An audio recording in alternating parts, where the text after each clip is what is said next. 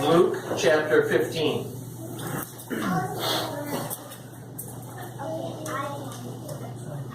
Luke chapter 15, verses 11 through 32. It's the parable of the prodigal son. Very, very popular story, very common story. It's a popular parable.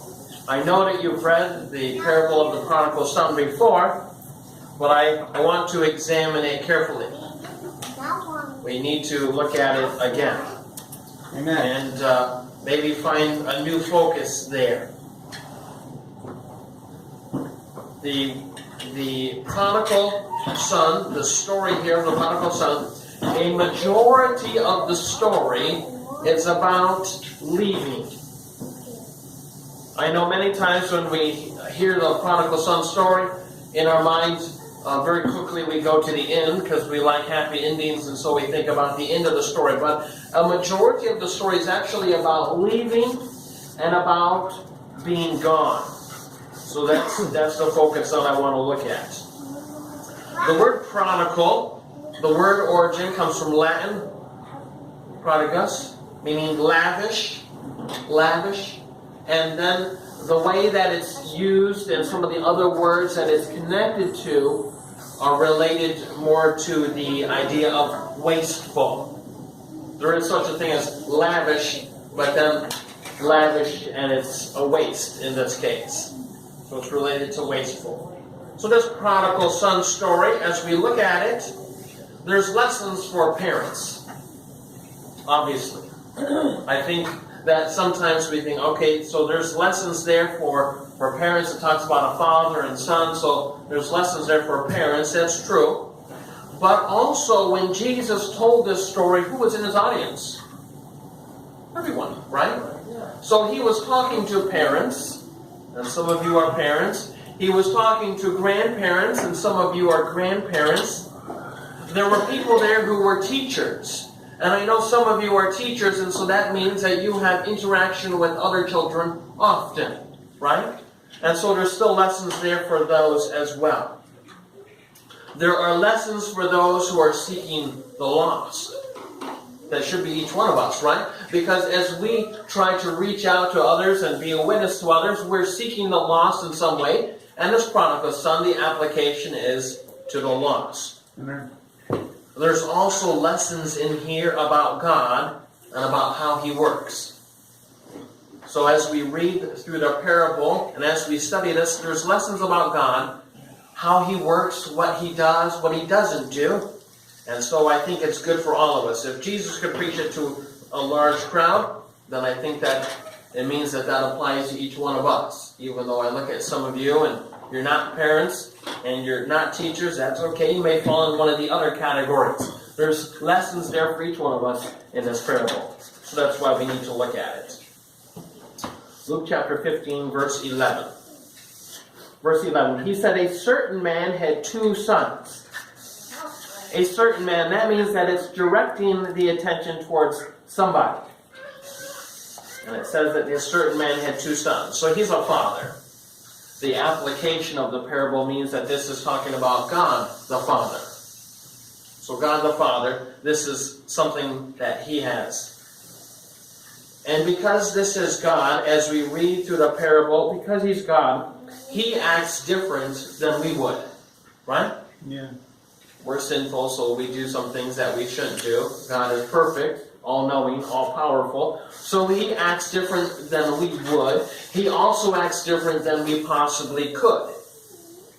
And I think some of the things that He does are perhaps unexpected. So some of the things are unexpected the way He acts. He's perfect. That means He doesn't make any mistakes. And so as we read through this, there are lessons to learn. What the Father does is what we should do because we want to be like Him as well. He's not a bad father. Because I know that some have grown up with a bad father, and so they think, well, I don't like that idea. Well, He's not a bad father. He's a very good father. Amen. Verse 12, the younger of them said to his father, Father, give me the portion of goods that falls to me. And He divided unto them his living. It's the younger son. the younger son. Birth order has a strong effect on behavior. There's books about that, but there's also just in life we see that. Birth order has a strong effect on people, the way they act and the things they do. Look at a pastor, choose anyone you want. Look at a president, choose anyone you want. And I can guarantee you that there's an extremely high chance that they are firstborn. Did you realize that about your pastors? I'm firstborn. Pastor before you? Call him, check. Pastor before that? I think he was. Alright? It's just the way they are. Firstborn. 90% of pastors are firstborn. Presidents, similar thing as well. Something about firstborn. And the lastborn are the salesmen and the entertainers. Look at the salesmen, look at the entertainers. You'll find that many of them are lastborn. They come from a large family, or the order and the spacing between them, they end up being lastborn. So there's just some observations that we can make about firstborn and lastborn and some older and younger. Alright? So there's just some things about that. There's a desire to entertain. For that younger born, the younger here, a desire to entertain. A desire to get attention. They want to get attention. There's some negative things that may mean that they act up, or perhaps even rebel. Oftentimes, the younger can't measure up to the older. I say that, and some of you may be younger and feel a little bit insulted about that, but let me explain. Oftentimes, the younger can't measure up to the older, because think about it. Who crawled first? The older one did, obviously, right? Who learned to walk first? The older one would. Which means that the younger one is still not caught up. Who learns to read first? Gio may have a good attention span, but I'm sure that Gene will still learn to read before he does, right? Alright, so learn to read earlier. Go to school? Well, the older one will go there first before the younger one. So oftentimes the younger just doesn't measure up to the older, and they're just working to catch up in some way. It may be talent, it may be ability, it may be maturity, or maybe even physical size and strength. Alright? So in just some way, there's a little bit of difference there. Sometimes the younger feels like they're not taken seriously. Right? This is what the older one wants. The younger one may feel like they're not taken seriously. The days back then meant that the younger was not going to get a double inheritance like the firstborn would. So for this man here, if he has a younger, then it means that whatever the younger would get, the firstborn would get double that. So if it's 2 kids, it's a little bit easier to do the math. But if it's 3 or 4 kids, kid number 2, 3, and 4 will all get the same amount, but number 1 will get twice as much as the rest of them. Alright? So not going to get the full inheritance. Not going to get a double inheritance like the firstborn. Verse 12 here, verse 12, he says, give me the portion of goods that falls to me. He says, give me my inheritance. So he's asking for his inheritance. He's already getting less of an inheritance than his older brother would. Right? So if he's already getting less of an inheritance, why stay? Wouldn't he feel that he's not appreciated? Right? If he's getting double what I get, I guess that means I'm only half as good. I'm not appreciated. So why should I stick around here? Right? So, feeling that he's not appreciated here, the son asks for money. He asks for money, basically. And the father does it, even though the father is insulted. Isn't what the son is really saying, Father, let's pretend that you've already died, and so now I get my inheritance, right? So let's pretend that you die, and give me my inheritance now. It's very insulting to the father, but still, the father does it anyways. These are the olden days, meaning that there's no banks, right? So it's the olden days, there's no banks. That means that everything must be done slowly because it's buy and sell. Buy and sell. Alright, this is a little bit slower. It's not that he just goes down to the bank, withdraws a large amount of cash and goes. It's he must sell what he has, and then there's the money that he can give to the younger son. So the son has a few days to think about it. Because it doesn't just happen quickly, oh, here's the sale and we're done. It takes a few days. And so that means that the younger son here has a few days to think about it. In my mind, I imagine probably it would take a week or so. Because in order to put up this property for sale or to sell this item or to take these cattle down to the market, this is going to take a little while. The father's going to have a week or so perhaps to work on this. And the whole time that son can think about leaving. Right? He's going to think about leaving. And during that time he can think and he can repent and say, you know what, I probably shouldn't go. Or there's the other option, he can plot and plan his escape. Right? So he can think, oh, looks like my father's hurt, my father's upset. Maybe I should change my mind. Or he can say, you know what, I'm going to do this, and I'm going to eat that, and I can't wait to try this over there. Right? So he can plot and plan his escape.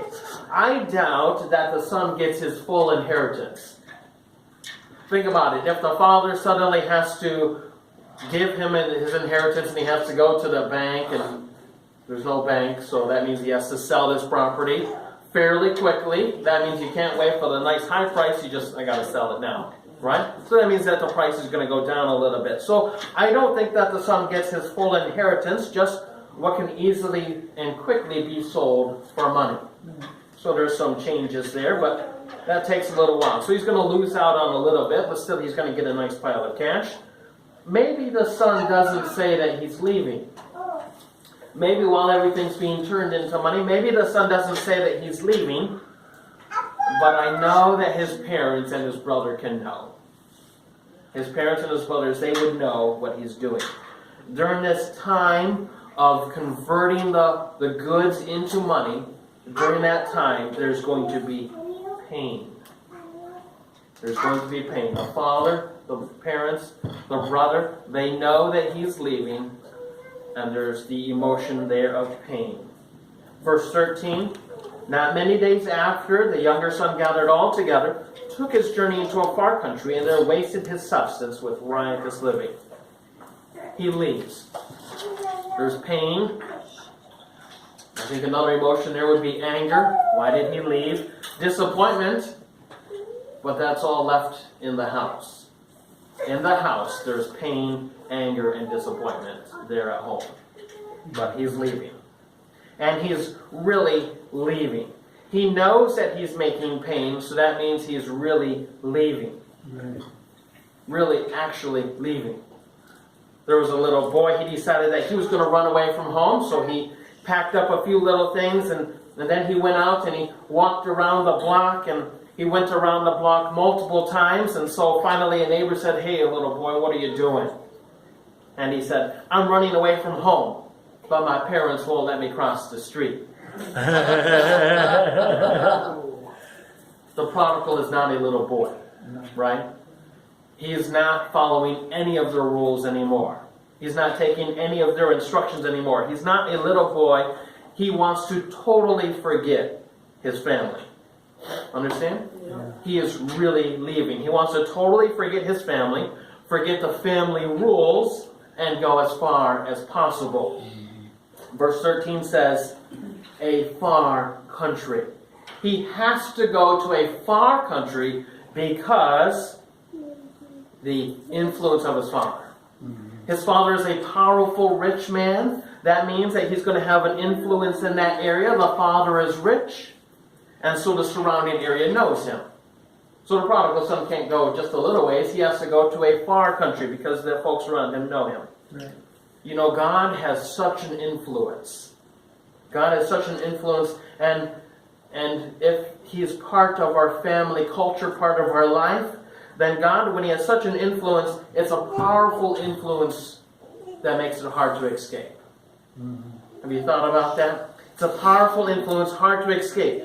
There are bad people, there are prodigals who know God, and if you watch them, they will go all out in order to get away from God. They go all out bad. All right? I can name some examples, people that are in our culture that we've seen, and you look at them or you hear about them and you think, wow, they're pretty wild. look at their parents, and then you may find out that they had to go that far in order to get away from the influence of God. They go as bad as possible to escape God's power and influence. There's a movie from a few years ago called Into the Wild, and there a young, college-age young man, he wants to escape his family. He wants to escape society, and he doesn't want to be found. That's part of it. That's why he goes into the wild. He doesn't want to be found. He actually abandons his car without the license plate. Right? So taking off the license plate, drive for a while more, and then abandon the car without the license plate just so that he cannot be found. He never sends any postcards. And in the movie Into the Wild, he goes to Alaska, because that's a far country, right? Trying to get away as far as possible. If this prodigal son, just put it in our modern day, if this prodigal son was from Los Angeles, he would not go to Las Vegas or Tijuana. Those are fairly close to Las Vegas, right? Somebody rich and powerful in Las Vegas, somebody rich and powerful in Los Angeles would still be reachable from Las Vegas or from Tijuana. Instead, the prodigal son, if he was from our day and culture, instead of going from Los Angeles to somewhere nearby, he would go to Macau. All right? You know, Macau or Bangkok. Somewhere over there in the Far East, over there in Asia. That's why it's called Far East, right? That's a ways away. It's far. It's different. Can't trace them, can't find them. The father has servants, you know, and they don't trail the son, do they? When that prodigal son goes, he could have said, servant, quick, you better take this pile of gold, do whatever you got to do, you follow him, right? He has the ability. He could, but he doesn't trail the son. Remember, we're talking about God. Can't God trail him? Yep. Doesn't he know where you are? Yep. No problem. If he wanted to trail you, he could. But instead, this father says, I can't force him to come home. You know the sentence, if you love something, let it go? That's hard. Isn't that hard? Verse 24. Verse 24.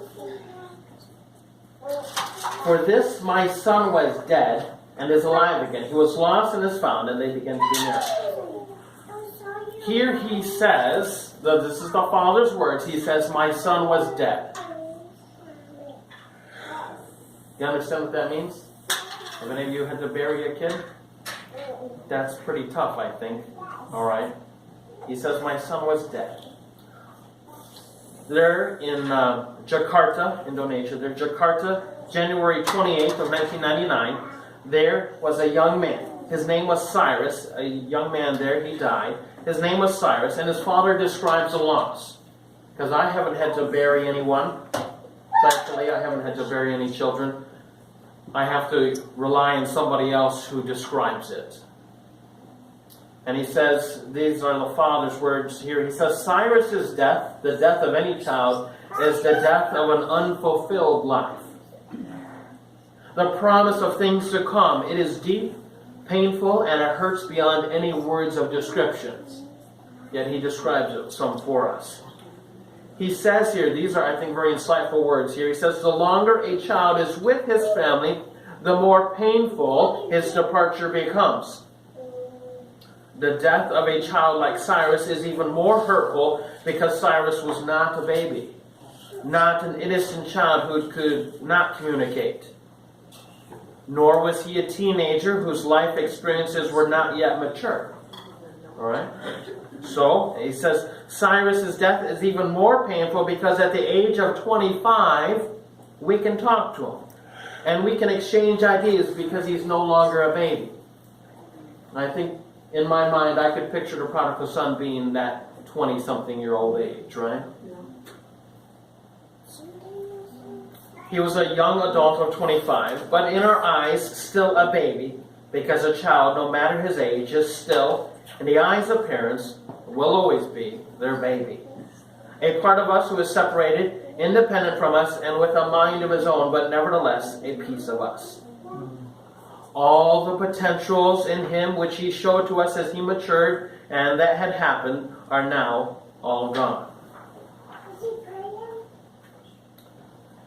Cyrus had been sick for a while, so they knew that something was wrong with him. He'd been sick for a while, and about 4:30, this was January 28, at about 4:30 in the afternoon, Cyrus, his mother and I were sitting. He in his wheelchair because he felt comfortable, more comfortable in it than in his bed. We were talking, laughing, and he was sipping his hot energy drink when, during the visit of his lung specialist, so right there in front of the lungs doctor, he coughed the normal cough.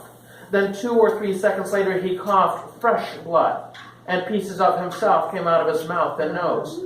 Then a third cough several seconds later, the same thing. And then on a fourth cough, his lungs must have burst, filling it with his blood. On his fourth cough, he looked at both of us, his parents, with a facial expression which said, "What's happening to me?" Then while his mom was holding his hands, crying, pleading, "Don't go. Don't go. Please, darling, don't go. Cyrus, don't go." I didn't have a chance to say anything, not even to say, "Son, give me another chance." Nothing. While his poor mother only kept saying, don't go, while holding his hands. Then his hands went limp and he was gone. To see him die in front of our eyes and to feel him die when his hands went limp in his mother's hands while we were talking and laughing with him crushed us completely beyond any words of understanding, because now he is gone. Isn't that what happened to the prodigal son? Right there in front of his parents, he says, "I'm leaving." The father says it was like he was dead, right? I have a younger sister. Her name is Mindy. Very close in age, only about 15 months behind me, I think. And we competed at school. We competed at most everything, especially with grades. You take a test of Iowa test of basic skills. Different schools have different tests, but that was one that we did. Iowa test of basic skills. And then I got this many 99 percentiles on my score. And she would say, "I got this many 99 percentiles for my scores." And so we competed about that. Grades and school stuff. You know how that goes. She's more funny than me. She is the younger, so she's more funny than me. But she's also more rebellious. Perhaps that's the birth order. She barely finished at Great Lakes Adventist Academy, her high school years there, and married 2 months later. I met Josh after the announcement was made that she was engaged. He was not Christian. It was a sign of bad things to come. But you know what they say, love is blind. It was a bad marriage. Money didn't go very well. Her weight gain went up quite a bit. Life was bad, and at Andrews, I remember one time when I was in the middle of writing some very difficult essays for my final exams, I got a phone call from her, and she said, "Matt, can you bring me some water?" I said, "Well, sure, Mindy, where are you?" And she said, "Well, I'm in the psych ward at the hospital." Oh.